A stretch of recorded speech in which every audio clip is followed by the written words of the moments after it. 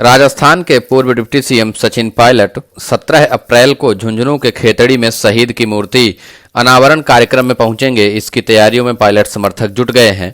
सूत्रों के अनुसार 17 अप्रैल को ही पायलट खेतड़ी से लौटते हुए जयपुर के शाहपुरा में आयोजित हो रहे एक धार्मिक अनुष्ठान में भी हिस्सा लेंगे। संकेत मिल रहे हैं कि अब पायलट के दौरे शुरू हो चुके हैं। माना जा रहा है पायलट सरकार पर भी सवाल खड़े कर सकते हैं। इससे पहले पायलट ने 5 जिलों में किसान सम्मेलन आयोजित किए थे। इन सम्मेलनों में पायलट के निशाने पर सीएम अशोक गहलोत ही रहे थे। सचिन पायलट के ये सभी प्रस्तावित दौरे हैं। अंतिम समय में भी फेरबदल हो सकता है। माना जा रहा है कि अब सचिन पायलट भी पीछे हटने को तैयार दिखाई नहीं दे रहे।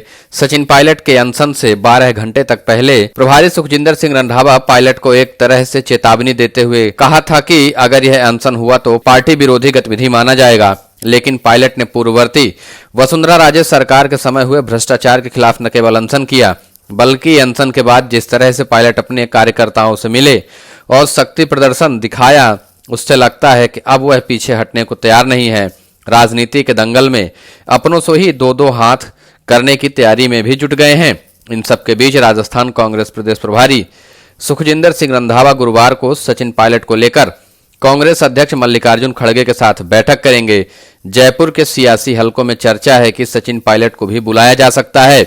वहीं सचिन पायलट समर्थक झुंझुनू के खेतड़ी और जयपुर के शाहपुरा में शक्ति प्रदर्शन करने की तैयारी में पूरी तरह से जुट गए हैं। सचिन पायलट की ओर से अपनी ही सरकार पर कई सवाल खड़े किए गए, लेकिन मुख्यमंत्री अशोक गहलोत ने इस पूरे मामले में चुप्पी साध ली है। यहां तक कि कैबिनेट बैठक में भी उन्होंने मंत्रियों से इस मामले में कोई बयानबाजी नहीं करने की हिदायत दी। उन्होंने कहा कि इस मामले को आलाकमान देख रहा है और निर्णय आलाकमान ही करेगा। कोई भी मंत्री अनावश्यक रूप से बयानबाजी करने से बचे।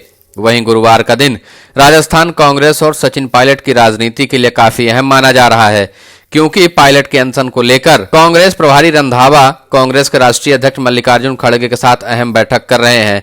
इस बैठक में पायलट को बुलाकर उनका भी पक्ष जाना जाएगा। इसके पहले सुखजिंदर सिंह रंधावा ने खुलकर कहा था कि पार्टी विरोधी गतिविधि में सचिन पायलट शामिल हैं, इसलिए उनके ऊपर कार्रवाई भी की जा सकती है। लेकिन सचिन पायलट के ऊपर सीधे कार्रवाई करने से कांग्रेस आलाकमान बच रहा है। कार्रवाई करने से पहले सचिन पायलट को न तो कोई नोटिस दिया गया, न ही कोई बात अभी तक कही गई है। सचिन पायलट के सामने बैठकर कांग्रेस अध्यक्ष मल्लिकार्जुन खड़गे के साथ प्रियंका राहुल भी फेस टू फेस बातचीत करेंगे और कांग्रेस हाईकमान इस प्रयास में है कि अशोक गहलोत और सचिन पायलट के बीच चल रहे इस विवाद को किसी भी तरीके से समाप्त कर दिया जाए, जिससे सचिन पायलट कांग्रेस पार्टी न छोड़े और 2023 के विधानसभा चुनाव की तैयारियों में अशोक गहलोत के साथ मिलकर काम करें। लेकिन जिस तरीके से सचिन पायलट खुलकर अशोक गहलोत के सामने आए हैं, उससे तो अब नहीं लगता कि सचिन पायलट 2023 के चुनाव की तैयारियां अशोक गहलोत के साथ करेंगे।